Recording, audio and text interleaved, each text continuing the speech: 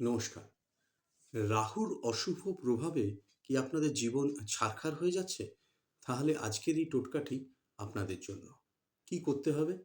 প্রতিদিন সকালে যখন ১ম বার ভাত খেতে বসেন, তখন ভাতের থালার একটা ধারে ৪ দানা ভাজা মৌরি নিয়ে নেবেন।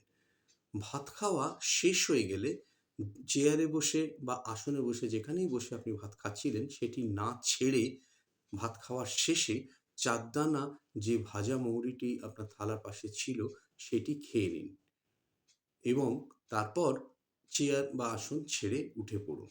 এভাবে ৪ দানা ভাজা মৌরিটি প্রত্যেকদিন খান এবং এই টোটকাটি করুন। দেখবেন অল্প দিনের মধ্যেই আপনাদের ওপর থেকে রাহুর অশুভ প্রভাব কেটে গেছে এবং আপনার জীবন সুখময় হয়েছে। নমস্কার।